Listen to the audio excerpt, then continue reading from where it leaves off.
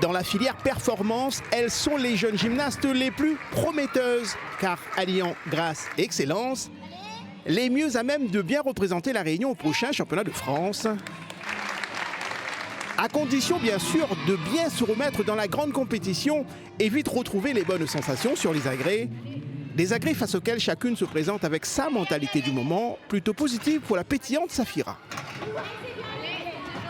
Déjà, en fait, je me concentre beaucoup, tu vois. Et après, je laisse faire. Et là, j'ai commencé par le sol, du coup, j'ai bien démarré beaucoup.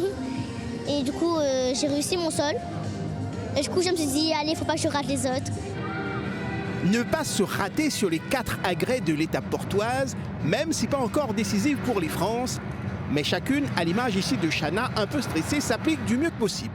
J'essaye de me mettre dans mon élément. J'essaye de me mettre dans ma bulle, de faire...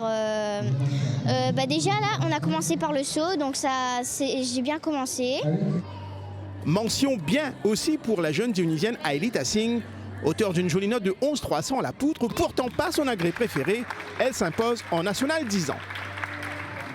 À la poutre, j'étais un peu stressée parce que c'est mon agrès que c'est moins confiant. C'est la reprise des compétitions, des vraies compétitions.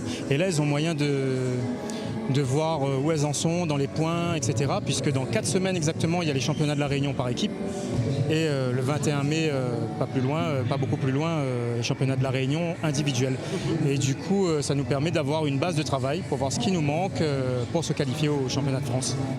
Et une fois le palmarès de la compétition dévoilé et la tension retombée, les filles de la filière performance se lâchent sur la piste d'à côté pour des figures de tumbling, sport de gymnastique acrobatique en plein lancement sur l'île et à l'évidence déjà attractif.